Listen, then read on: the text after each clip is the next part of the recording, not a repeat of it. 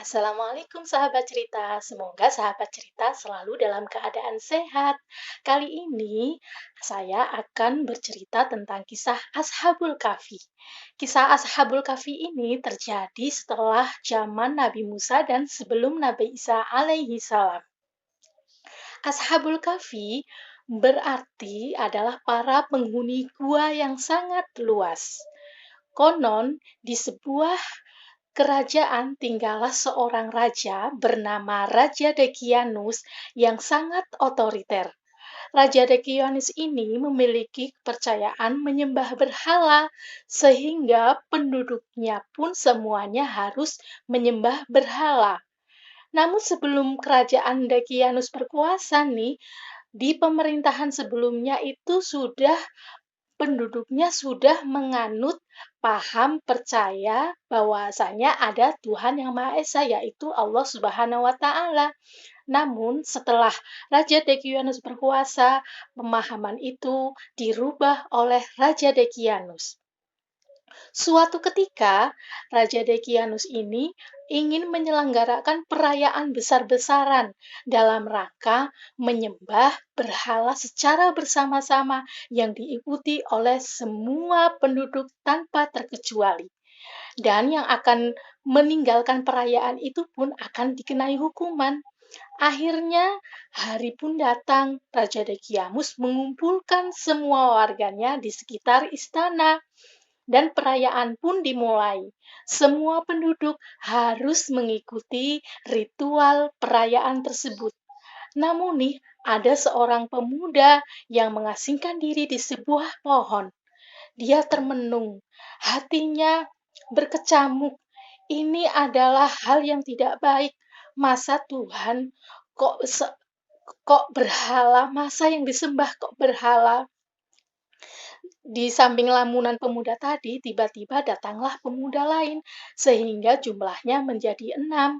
Ada yang berbicara pemuda itu jumlahnya semuanya 7.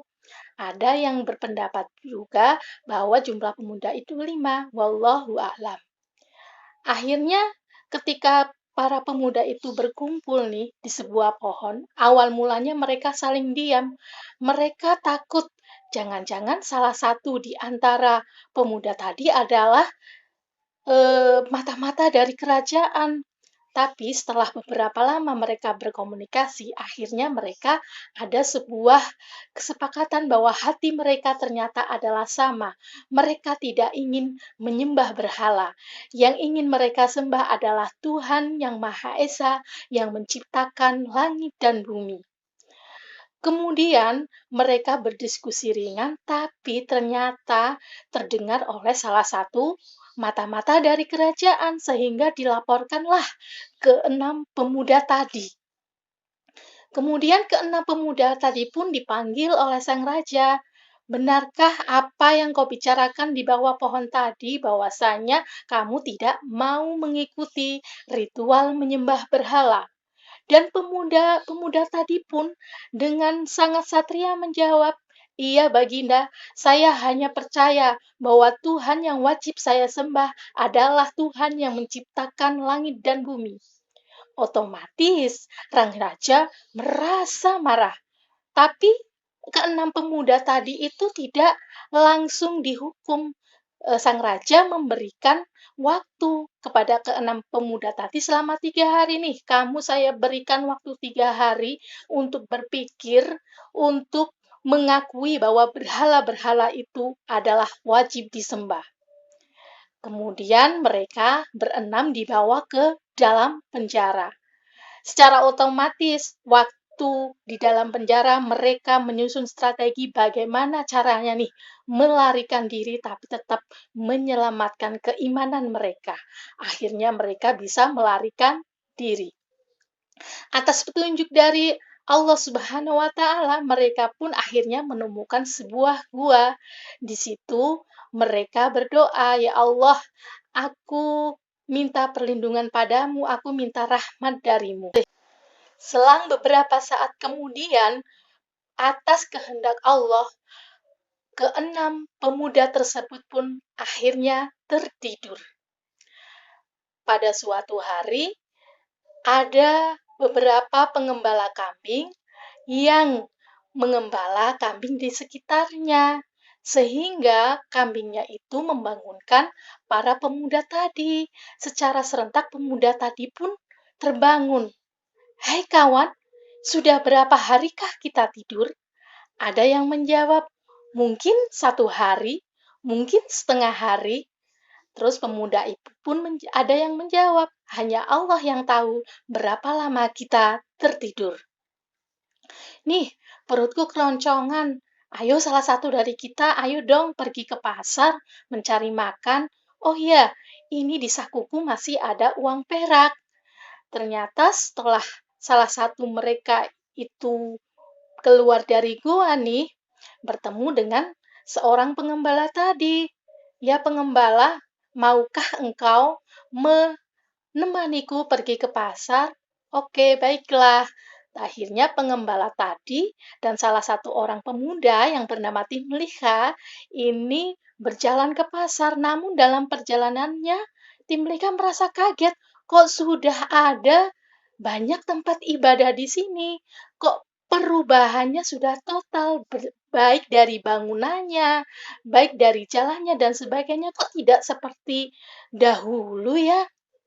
Akhirnya sampailah dia pemuda di pasar. Kemudian dari penjual roti, pemuda itu pun meminta agar dilayani dibelikan roti. "Hai tukang roti, berikanlah aku roti-roti itu." Kemudian pemuda itu pun membayar dengan uang perak tadi. Ternyata penjual itu pun kaget. "Hai pemuda, kamu itu habis menemukan harta karun ya? Kalau kamu habis menemukan harta karun, bagi-bagi dong kepada aku." "Ah, itu bukan harta karun. Ini adalah mata uang untuk membayar roti yang saya beli tadi." Omongan-omongan dari penjual dan pembeli tadi didengar oleh masyarakat sekitar, sampailah kepada raja. "Raja, ini ada orang yang menemukan harta karun tapi tidak mau mengaku." Akhirnya pemuda tadi pun dibawa ke istana untuk ditanya sang raja.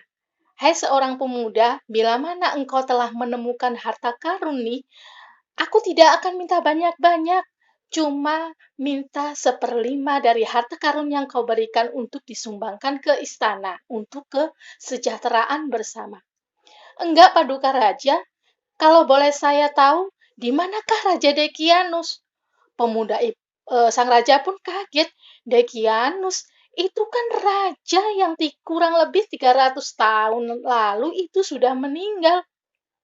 "Ada apa dengan Raja Dekianus?" "Itulah raja saya. Kok berubah menjadi kamu?" Akhirnya sang raja memanggil ahli sejarawan. "Hei, ahli sejarawan, coba periksa mata uang ini. Benarkah mata uang ini itu berasal dari Raja Dekianus, di masa-masa Raja Dekianus?" "Oh, benar." "Siapa namamu, pemuda?" "Namaku Timlika." Sejarawan itu pun kaget. Timliha adalah salah satu dari 6 pemuda yang kabur di masa Dekianus. "Kalau boleh tahu," raja pun lanjut bertanya, "kalau boleh tahu di manakah rumahmu?" "Oke, marilah pengawal ikut rumahku." Kemudian setelah berkeliling selama hampir sehari, akhirnya dia menemukan sebuah rumah yang tinggi dan akhirnya di situ diketuklah pintu. Diketuklah pintu, dibukakan oleh seorang kakek-kakek yang sudah tua renta. Kakek-kakek itu pun terperanjat melihat seorang pemuda yang ada di depannya tadi. "Kok ini seperti yang ada di lukisan di rumahku ya? Coba, ayo kita lihat bersama-sama. Ini adalah lukisan yang sama persis dengan yang ada di rumahku." Kemudian dicocokkanlah lukisan yang ada di rumah tadi dengan pemuda tadi. Ternyata sangat-sangat mirip, tidak ada sedikit pun yang berbeda. Kemudian sang raja tanya kepada kakak-kakak itu, "Siapa sebenarnya yang di dalam lukisan ini?" "Ini adalah dato aku, ini adalah nenek moyang aku, dan inilah yang dulu berjasa mempertahankan ketauhidan di zaman Raja Dekianus." Kemudian semua yang ada di situ pun segera memberi hormat pada Tamliha, karena ternyata ini menunjukkan sebuah keajaiban bahwasanya dalam kitab suci itu sudah ada sebuah firman yang menceritakan bahwa suatu saat nanti akan ditunjukkan bukti-bukti yang nyata bahwasanya hari kiamat itu akan datang, karena sebagian dari penduduk nih nggak percaya adanya hari kiamat. Dan dari pelajaran ini nih bisa diambil petik kesimpulan bahwa selama 300 tahun Allah bisa menjaga kehidupan keenam pemuda tadi dengan cara mengatur cahaya matahari, dengan cara memberikan zat-zat tertentu di dalam gua sehingga mereka masih bertahan hidup tanpa secuil makanan pun. Akhirnya, para raja dan para pengawal pun minta ditunjukkan, "Hai tim liha, bersediakah engkau me bersediakah engkau mengantarku ke gua tadi untuk menjemput teman-temanmu?" Baiklah, akhirnya tim Lika pun mengantar para pengawal kerajaan ke dalam gua. Namun di dalam sesampainya akan di dalam ke tempat gua nih, tim Timliha memohon, "Hei Raja, mohon sampai sini saja. Nanti kalau teman-temanku mendengar bahwa di sini itu ada suara seekor kuda dan para pengawal rame, nantinya saya dikira sudah ditangkap Dekianus. Mereka akan panik. Bolehkah saya masuk ke dalam gua sendirian?" Oke. Akhirnya tim Lika pun masuk ke dalam gua, terus mengabarkan berita gembira kepada teman-temannya dan menceritakan kejadian setelahnya bahwasanya ternyata kita sudah tertidur selama 300 tahun lebih. Ayo kita sekarang keluar dari sini. Tapi teman-teman Tamliha pun tidak menginginkan itu.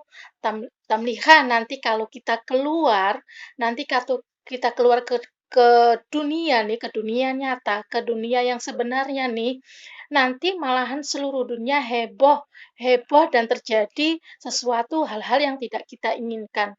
Ayolah, mendingan kita berdoa saja kepada Allah untuk perlindungan agar mereka tidak menemukan kita kembali.